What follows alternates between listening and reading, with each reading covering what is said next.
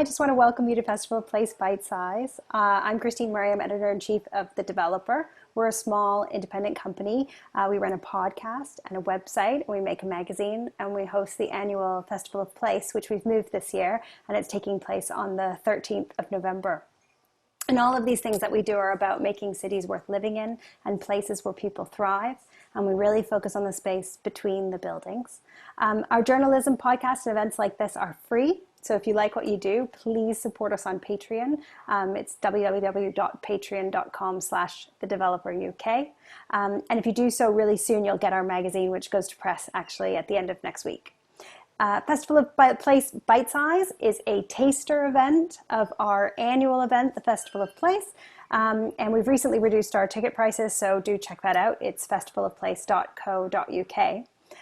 This morning, it's my great pleasure to be hosting Tim Gill. He'll be actually running some workshops about risk in the city and at this year's festival. Tim Gill is an independent researcher on childhood play, and he'll be speaking about his forthcoming book, Urban Playground: How Child-Friendly Planning and Design Can Save Cities. This 30-minute talk is going to be followed by an audience Q&A, and then we're going to do some small breakout sessions so that you can meet some of the other people who are here. So, good morning, everyone. Thank you for joining. I hope you're doing okay. What I'm going to do is, the way the talk's going to run is I'm going to talk a little bit about the history and context and pick up on that poll that we just did. I'm going to say something about what child-friendly urban planning is and why it matters. Look at making it happen, and then also at the end just add some thoughts on what this all means in this strange, uncertain and unsettling world that we now find ourselves in. So okay, so thinking about those two questions that you were asking about, your favorite place to play as a child, was it out of doors, was it away from adults? Well, I was not surprised at the answers. I do that exercise a lot, and almost all the time the places that people talk about that are most resonant from their own childhoods are places that are out of doors and places that are out of sight of adults, places where we could feel a sense of adventure, gain a sense of our own agency and feel a taste of freedom, and where the anxieties of adults sort of faded into the background. And now it's not mere nostalgia to remind ourselves of these memories. Yes, the world is different today. I'll say a little bit more about that. But the reason I do that exercise and why I think it's so valuable is because it helps us grown-ups to kind of reconnect with something of the emotional experience of being a child and of that appetite for experience, which is still just as present and visible in children today as it ever was. So my next slide actually picks up on this question about childhood and how it's been changing. What you can see is a map that maps out what you might call the roaming range, or the right to roam of 4 8-year-old children. But they happen to be 4 children who are in 4 generations of the same family who all grew up in the same city. So if you can just see this large blob that takes up most of the map, that's the home territory or the roaming range of the great-grandfather in this family. So at the age of 8, he could travel, that's about 6 miles, 10k across the city on his own. Then you can see this is the circle for the grandfather, again at the age of 8, and then here the mother at the age of 8, and this dot here you can see is the roaming range of the son. And if you can read that, what it's saying is that he's actually allowed to the end of his street. And we know from studies that that's actually more freedom, more kind of right to roam than most 8-year-olds are given these days.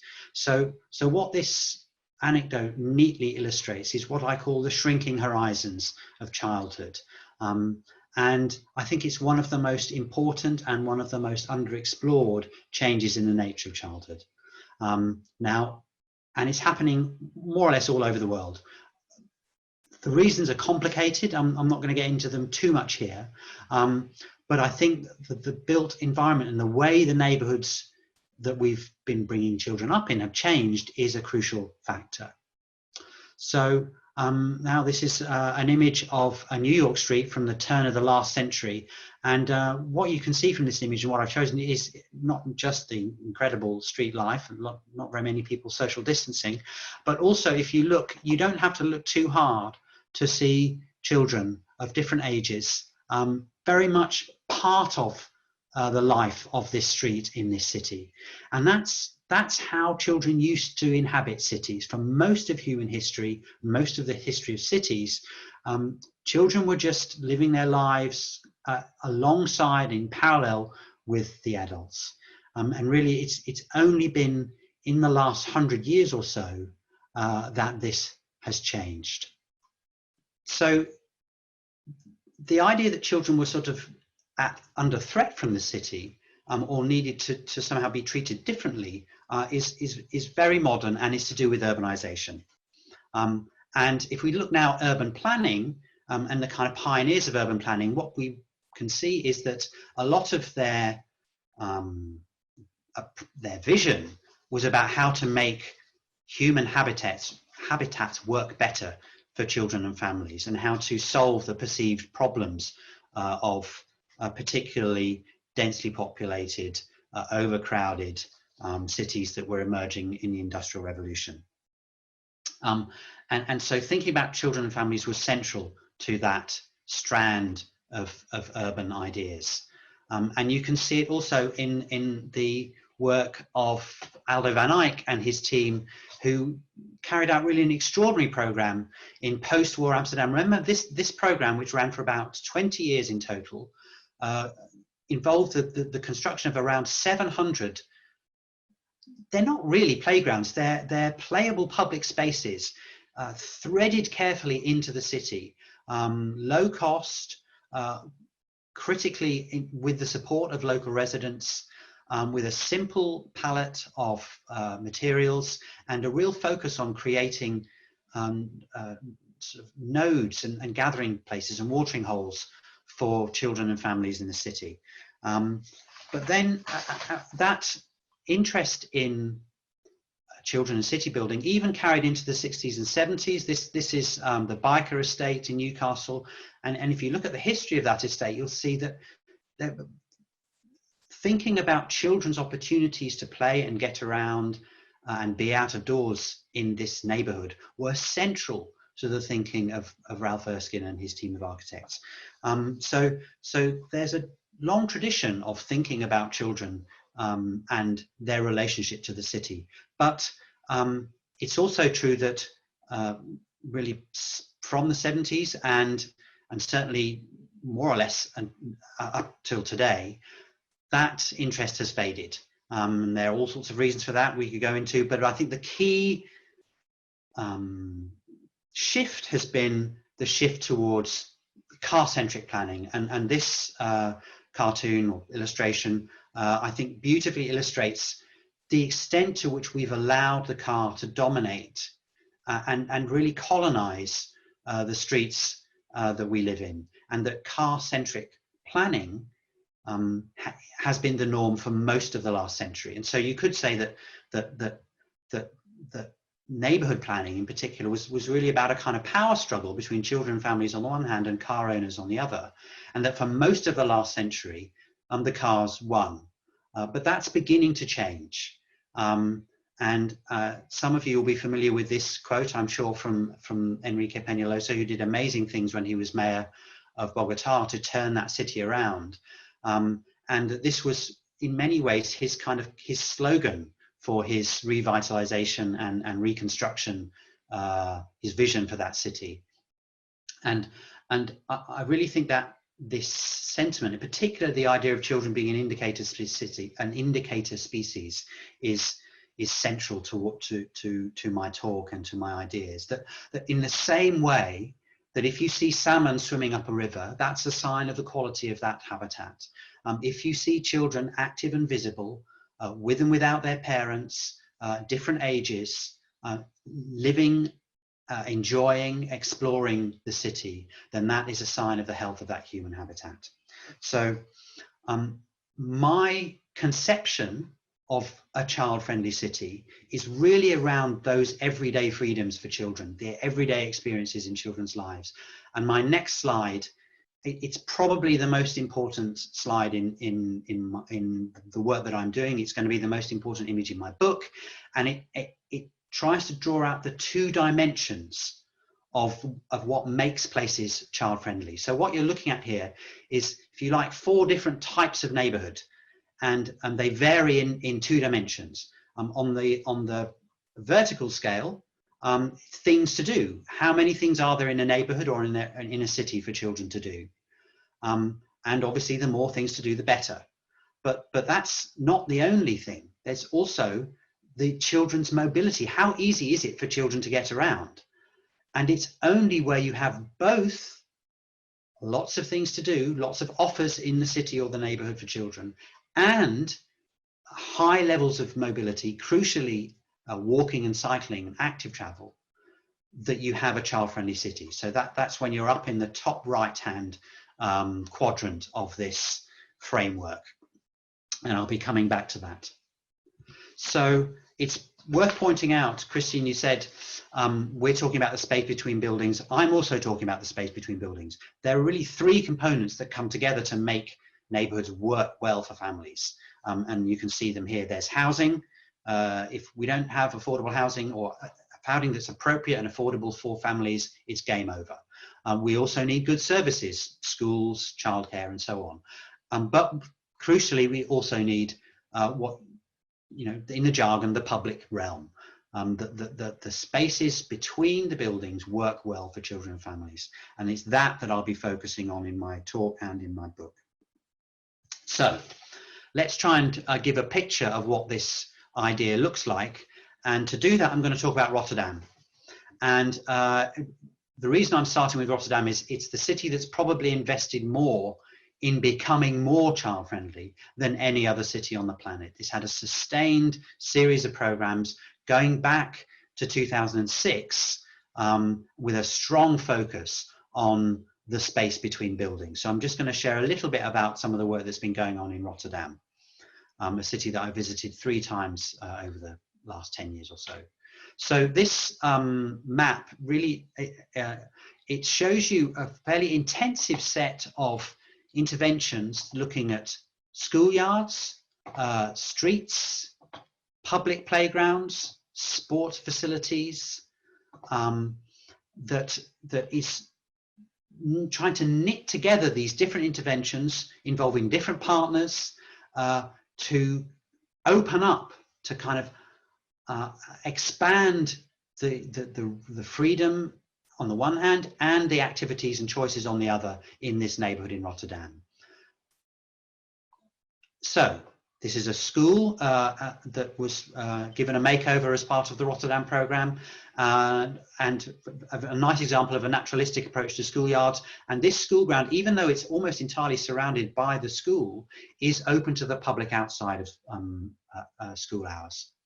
Here's some examples on the left. You can see that classic from the child-friendly playbook, a car park that's been turned into a multifunctional playable public space.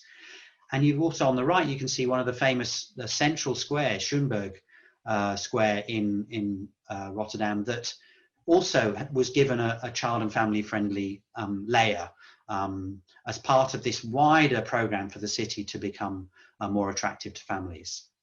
It wasn't just about interventions. This is about policy. What you're looking at here is a map of a neighborhood that analyzes where the public spaces are, where the streets are, including the busy streets, and also where are the streets with the wide pavements. One of the aims of the Rotterdam program was to create wider sidewalks.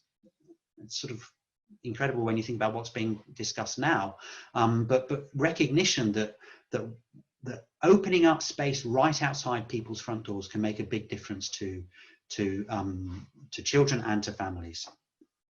And so maybe you're wondering, why was Rotterdam doing all this? And this infographic that you can see is the key to this. In 2006, when this program started, Rotterdam was found to be the worst city in the Netherlands to bring up a child. Okay, that is not a league table that you want to be at the bottom of, especially in the Netherlands. So Rotterdam realized that it needed to develop a strategic program to turn that around. That's the Child Friendly Cities program, and more recently what it called the Promising Neighborhoods program. And what you can see in this infographic is that it actually did seem to have an impact, that families were moving back into the neighborhoods that were targeted. Crucially, in this case, professional families who wanted to or were indeed homeowners. So there was actually a strong economic imperative for the work in Rotterdam. I'm going to come back to rationales a bit later. But what I want to share with you now is, I mean, you could see this as an Aunt Sally if you want, but I wanted to illustrate what I thought were the key features of a really child-friendly neighborhood and do that in diagrammatic form. So what you're looking at is a diagram based on actually the neighborhood of Vauban in Freiburg, and just some of the features. The school and childcare is right at the heart of the neighborhood. Public transport is frequent and reliable. Public green space, playable, but not necessarily, in fact, no segregated playgrounds. Lots of trees, car-free streets, absolutely crucial. And in this case, this master planned eco suburb has a car park or 3 car parks on the edge of the neighborhood, so that effectively the whole of this interior space it's very permeable, but it's more or less entirely free of traffic. In terms of the housing and the buildings, a good relationship between the buildings and the public spaces around, flexible, welcoming spaces, including recognition of the needs of teenagers, good walking and cycling links, and so on. So that's, if you like, a kind of compass point or a lighthouse that I think is potentially valuable for many projects looking at the neighborhood scale. Now, why does all this matter? In my book, I go in some detail onto the various reasons why it makes sense to take forward child-friendly planning. I'm not going to cover all of those here.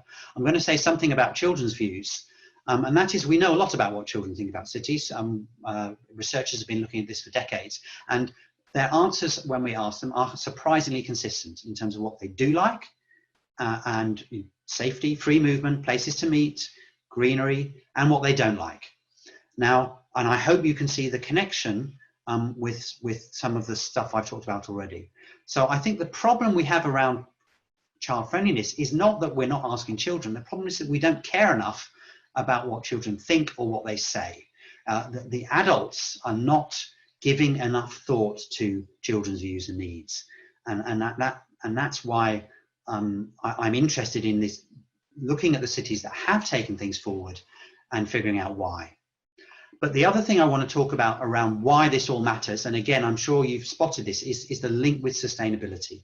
And also that if we listen to what children and young people are saying to us about the climate emergency, they're not saying, listen to us, we're children. They're saying, be the adults in the room. Okay, this is your responsibility. This is our generation's responsibility to do something about this and fit this. And I think the same is true of cities. So the final thing I want to say about if you like, the reason why I think child-friendly approaches and a child-friendly lens is so valuable is because this is not easy, right? Figuring out how to design, plan cities, build cities is what the theorists call a wicked issue or a social mess. And you can see some of the reasons why up on that slide. And I think one of the most valuable things that a child-friendly lens can bring to the whole debate about urban planning and design is a way to navigate this complexity, a way to build consensus, to build a collective long-term vision. And I'll come back to that as well. So I had the chance to visit about a dozen cities in the last 2 or 3 years that have all taken seriously the goal of becoming more child-friendly, not just a few pilot projects or one-off engagement exercises, but an attempt to do something significant and to go to scale. You can see some of the cities on this map. Yes, there's a bias towards Northern Europe, but I did stray further away, both as it were east and also south, as well as capturing some cities in North America. And I want to thank both the Bernard Van Leer Foundation and the Winston Churchill Memorial Trust for their financial support for this work. It had a municipal focus to try and find out what was happening, why, and what impact it's had. But I'm going to start close to home in my own city of London. This actually is a fascinating and under-examined project in the EC1 area, which at the time in the 90s was a pretty rundown kind of city grey area, Jane Jacobs would call it, just north and west of the city of London. And really fascinating program there, which I'd love to spend more time talking about, and I highly recommend people visiting. But here's a few images that give you a flavour of the kind of interventions really threaded into the existing fabric of that chunk of the city. New parks, grabbing road space and turning into pocket green spaces, playable public spaces, road closures with quirky and playful interventions.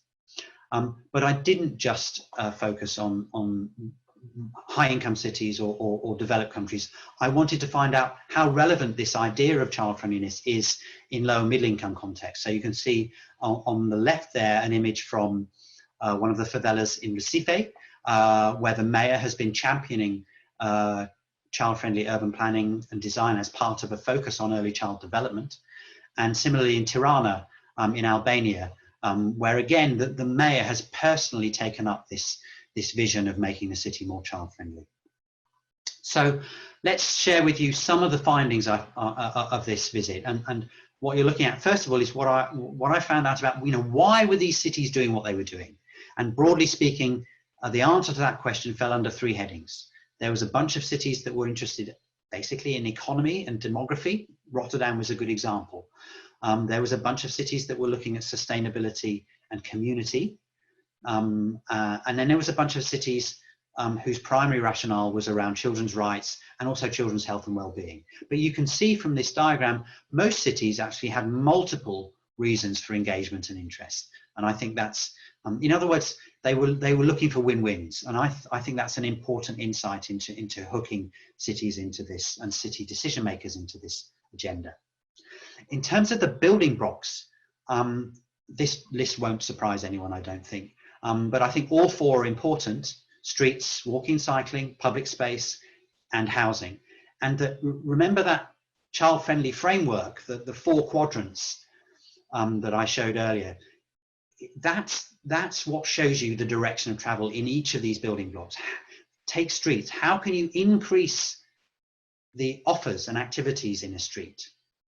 Or how can you make it easier for children to get around in the street? You do both of those things, then you're going to be making these streets more child-friendly. And the same is true of the other three building blocks.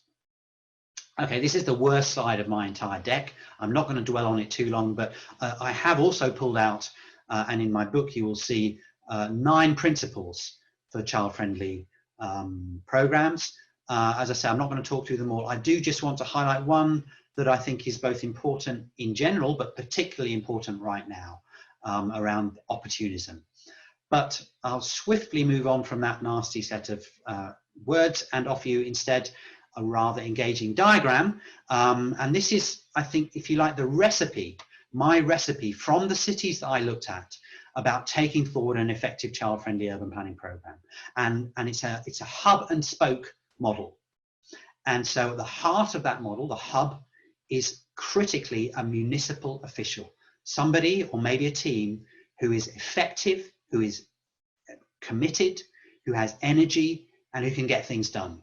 And they then link out to these other and deploy, if you like, these spokes around linking to planning and transport, linking having some good effective participation, focusing on residential neighborhoods because that's where families and children live, looking at space, public space and mobility, and also measuring this stuff, yes, counting what counts.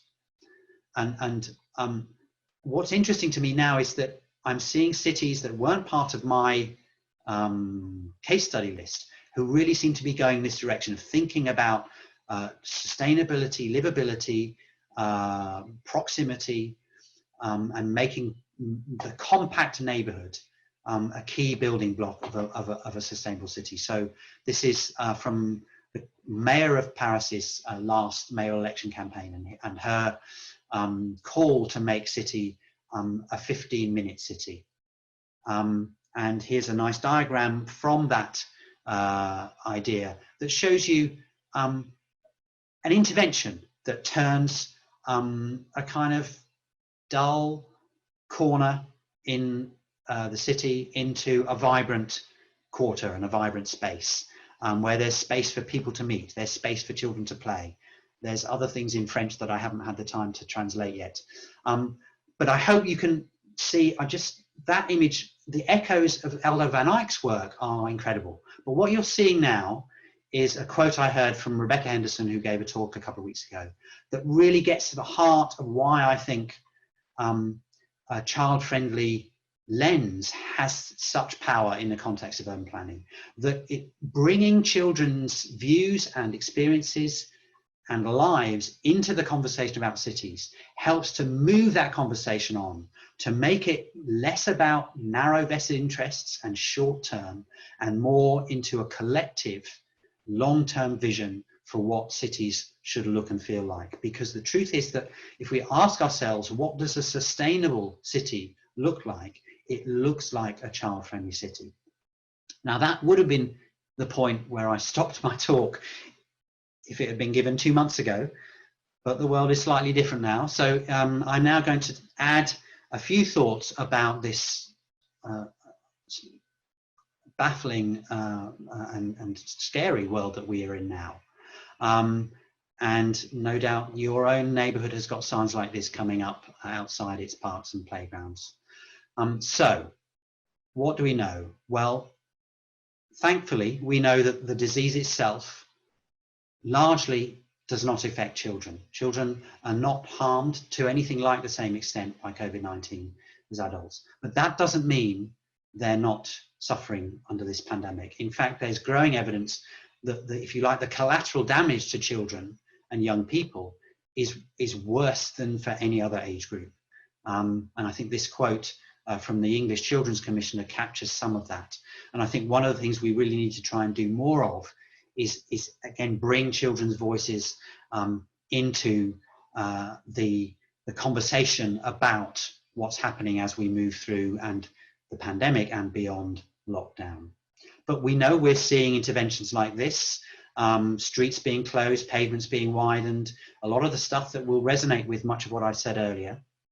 And surprise, surprise, when you do that, this kind of thing happens. Yes, children get out. Children explore and play and make the use of the spaces that are becoming free. And so there is a window of opportunity with the incredible drop in traffic that's happening in most cities. And this is a quote from Gill and his excellent video on the BBC World website, talking about this narrow window of opportunity to start rethinking the way we use and configure streets. And so I'm just seeing Christine's poll. I'm going to invite you to respond to that. But I'm also going, and I'm just going to minimize that. As you think about how you feel about your neighborhood now, I'm going to share with you just a few insights that I've been picking up about this time period we're in and the kind of opportunities and the challenges that the pandemic and the lockdown and the complete reorganization and hyper-localization of our lives is bringing. So this is from Brent Toderian, who is really highly worth following for his views on progressive, family-centered urban design and planning. And he actually came up with 10 bullet points, 10 actions for cities.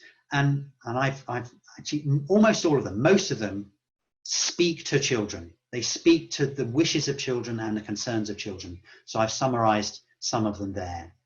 And I think perhaps if I'm going to leave you with one thing that I would invite you and your colleagues to be thinking about right now, it's what happens around children's mobility as we move on from lockdown.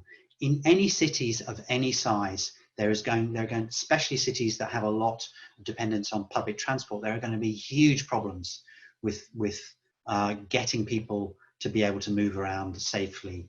And I think there's a once in a lifetime opportunity to bring children into that concern and that debate, and to think about how we can promote children's active travel to school. I know children travel other places as well as to school, but this is what opportunity and opportunism looks like. If we can get significant numbers of children who used to be driven to school to be walking, cycling, scooting, that will have a disproportionately beneficial effect on peak hours travel, that will then tick lots of boxes for lots of other people who normally don't give children much thought, and also ideally cement that shift both into individual children and families' travel patterns and into the fabric of communities. So I'm almost done. I do need to wave at you the front cover of my book, which will be out in February 2021. You'll hear more about that over the coming weeks and months. Who knows, maybe there'll be a new chapter on the pandemic, we'll see. But I just want to close by just reminding you that, you know, we're all facing a lot of challenges now. But they are probably as nothing compared to the challenges that await when we really start to get our heads around the consequences of the climate emergency and what that means for cities. But I think what the value of a child-friendly lens is that it helps us realize that as we transition to a more to cities that are adapted for a climate emergency and for zero carbon, then it brings home to us that those are actually cities that we would all like to live in, cities that work well for children, that are compact, that are walkable, that are green, and that all of us, I think, would want to see in our futures. And that's where I'll stop. Thank you. Brilliant. Well, thank you very much, Tim. I'm sharing the results of that second poll now. If you want to have a look, you might be curious. So go ahead. Yes, right. Okay. And now, you know, this is clearly not a representative sample of the general population. And to be honest, I'm not surprised about the answers. I'm sure all of us, in any case, would be disposed to be wanting to walk or cycle more, use our cars less. But what I guess I'm hoping people will think about is, how can we take those personal insights and incorporate them in our professional lives, especially right now when, and it keeps on coming back to this, there is really quite a narrow window. We don't know how that narrow, but where decision makers are starting to think seriously about what our streets, parks, public spaces are going to be like, and how the changes we make now might be part of a longer term journey towards a more sustainable urban future. So Tim, one of the things I want to pick up just from that poll is that, of course, people are saying it's changed the way they feel about their local area, the lockdown and the coronavirus crisis, but also there is an 82% desire to walk or cycle more, a very marginal increase in people who want to use the car more, but certainly a very definitive number of people who want to use public transport less. Yeah. And I was wondering if you might comment on that. I know you've mentioned Brent Todarian a couple of times in your talk, and I know he's been engaged in this debate around density. There's been a bunch of writing going on about density. Is density good? Is density bad? And can density continue to exist without public transport? I mean, if you're being opportunistic and you're looking at this right now, what do we do? And of course, Sadiq Khan's just recently withdrawn children's free passes for buses in London. So there's something happening, and I'm wondering whether you can comment on where public transport fits into the child-friendly city discourse. Okay, so full disclosure, I am not a transport planner. In fact, I have almost no relevant qualifications for any of this stuff, apart from a fair few years as a campaigner and advocate around children's play. But I try and keep on top of some of the chat and the discussion around transport planning. It is really obvious public transport is going to be hamstrung for a pretty long time, and working at a fraction of its pre-pandemic capacity. So any city where significant numbers of people used to travel on public transport, those people were going to be, as we move back to work, will be wanting to get to work in some other ways. And so the scary prospect of car gridlock. And so anything that we as advocates for children can do to ameliorate, to mitigate that rush to the car is going to be helpful. And that's where I think thinking about walking and cycling, and particularly about those journeys that families have to do and children have to do, that could be done on foot or by bike. So that, and that's, I think, the morning peak, the morning, because of course in the afternoon things are a little bit different. You know, families tend to, and kids tend to travel at slightly different times to adults, but they travel at the same time in the mornings. And so that's where I think some smart thinking, some using data, using opportunities to work with schools, opportunities to work with progressive municipalities that are already looking at school travel, because it's not like it's a new thing, it's been around for decades. Linking that thinking in with some of the thinking around widening pavements, improving walking networks, what they call kind of modal filters, closing streets to traffic, and making sure that the school trip and the trip to childcare is part of that mix. I think, you know, I know it's opportunistic, I know people will see it's instrumentalist, but I think it leaps out at me as you know, a boat that is set to sail, and that if we can get a greater focus on children in it now, then it will sail in a better direction.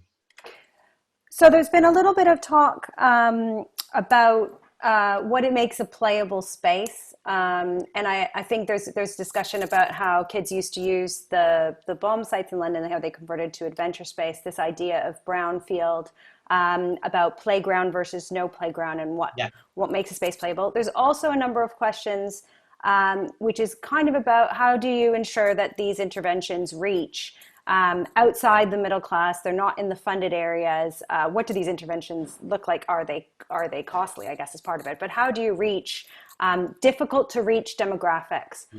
Either and different, so not only different socioeconomic groups, but also, you know, teenagers, young adults, and where do they fit into this too? So that's kind of a series of interlinked questions, but it'd be good to hear what makes a space playable, brownfield versus greenfield versus playground, and then different demographics, both socioeconomic and age groups. Go. Okay, that's just, okay, I'll have 30 seconds on that, and shall I? Okay, so I think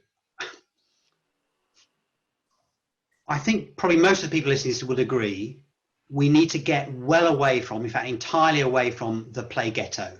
You know, what my colleagues and I call the KFC playground. Yes, the kit, the fence, the carpet. Americans call it cookie cutter playgrounds. Australians call them plastic fantastics. We all know them. They're everywhere. It's a tired model. It was probably never a good model. We need to get well away from that. I think how we do that is interesting and complex, and I don't think one size fits all. One of the most amazing play spaces I've ever seen is the Plaza Nueva in Bilbao in Spain, which is an elegant 18th century kind of courtyard with cafes and residences around it, right on the corner of an urban neighborhood, and every Friday and Saturday night families come down from the other residential areas and just colonize that space in incredible ways. It's not just for the cafe owners, so you can spend your whole evening there and spend no money. There is no equipment, there is no greenery, there are no loose parts, but there is an incredibly vibrant, playful scene. And that reminds me of one insight from a play designer who wrote, and it's Barbara Hendricks, who wrote a book called Designing for Play. I have reservations about the book, but what she said is that the most important loose part in a playground is other children. Okay, so as designers, of course, we want to do a good job and make things better, but there is a sense in which I think if you create the right sort of envelope for a space, then they will come, children will come. Now, that's the beginning of a story, not the end of the story, and there are lots of ways in which you moderate or take that in different directions depending on the circumstances, and introducing play workers or supportive adults. Nature is crucial. I think planning at a neighborhood scale is helpful. So rather than focusing on kind of one-off piecemeal projects, I'd always say have a look at the neighborhood within which your project or initiative is working. How does that neighborhood fit together? How can families travel around it? What else is there in that neighborhood that might affect the ideas that you have about that particular space? If you have a teenager, if you have that kind of open space, approach, and let's say you've got the kids there, what about, there's this concern about antisocial behavior. There's this concern about, what happens to groups of young adults who want to hang out in these spaces, and what does a child-friendly city look like for teenagers? Is it different? That's a really I think we've done a terrible job. We've done a pretty terrible job around child friendliness generally, but we've done a really terrible job, and including actually a lot of the cities that I looked at haven't really cracked making cities work well for teens. Boulder in Colorado has done some nice work on teen-friendly parks.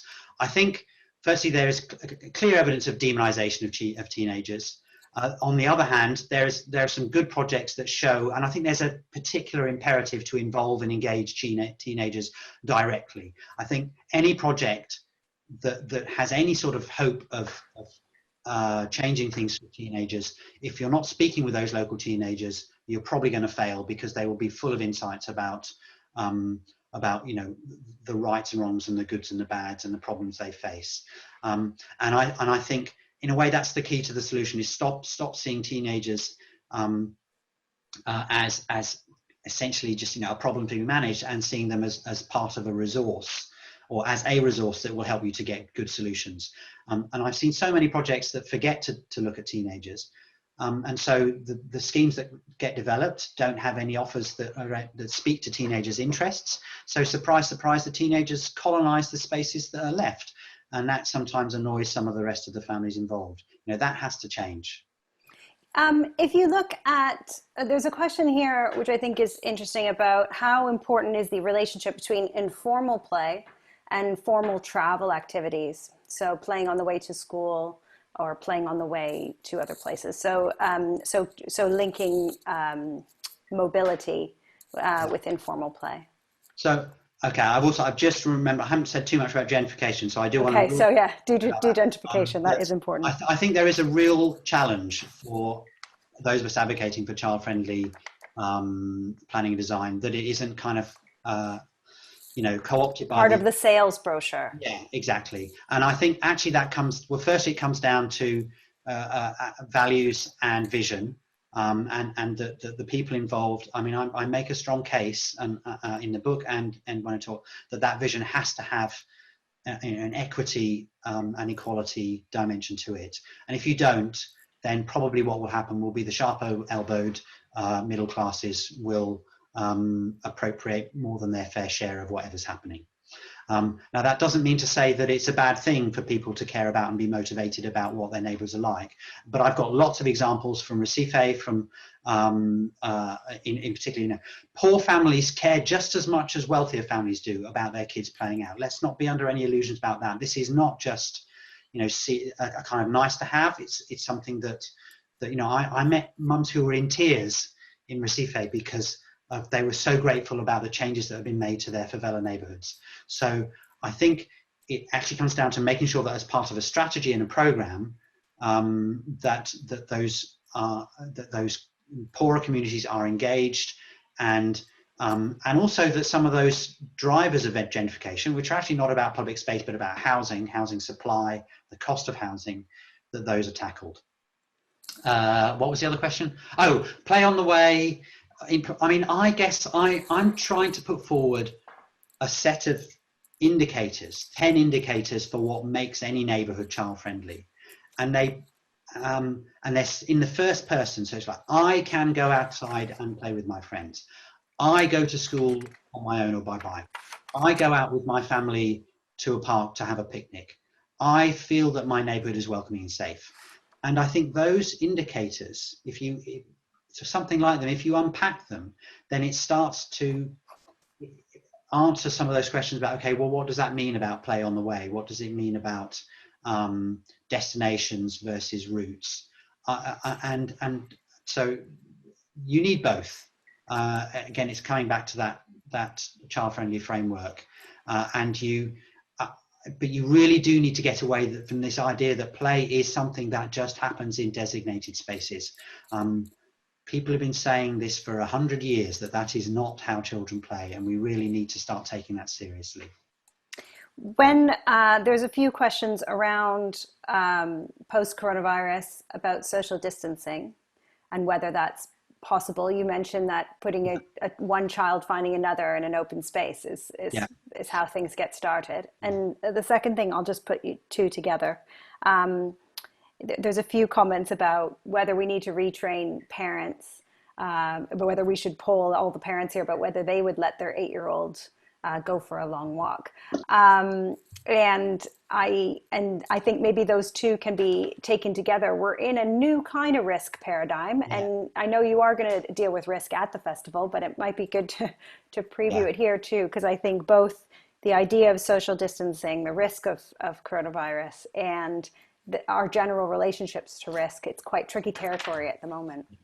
Okay, so none of this is going to be easy. I mean, none of this ever was easy, actually, but it's now even less easy. In the same way that I'm not a transport planner, I'm also not an epidemiologist, but I have spent a bit of time, as you'll know, Christine, looking into this. And I think there's, so the first thing is, it's not going to be easy. Our understanding of the virus will grow. I think one of the things that is, it's very clear that, as I said, children are less affected by the virus than adults.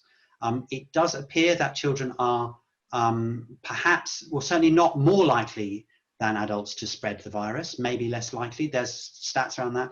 It's interesting that there are already some countries that are opening their playgrounds. There are already some countries that are saying it's okay for children to play out of doors. The Netherlands, I think Serbia, British Columbia has just put out some interesting public health advice. This is government advice. So I think this is scary stuff. I'm not going to lie. It's not going to be easy, but I think that we can take some reassurance from the emerging science. I think we also need to be open to see and think differently about how we can create space for children to play. I mean, for instance, children scooting and skating is probably a fine thing to do in most contexts. So thinking about the props and the ways in which we can kind of create that envelope for children to be outside. And I really hope that there'll be some more insights in that. And I'm sure there are play workers out there that are thinking about that. In terms of parents, I'm that phrase of educating or retraining parents, I'm sorry, I start to bristle when I hear that. I don't think it's the right way to think about the problem. I think there are far too many people telling parents how to do their job already. I don't tend to do that myself. Of course, I want parents to share my vision, but I think and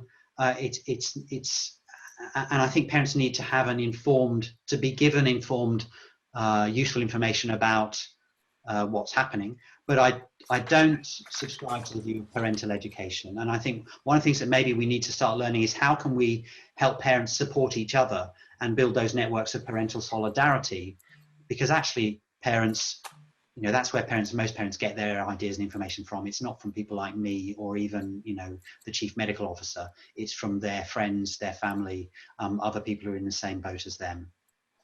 When there are a few comments around, if we talk about what is limiting their freedom. I mean, clearly, you've made quite a strong case to say you take away the traffic and suddenly they're fine. I mean, is it that simple? Um, I think it's the sine qua non.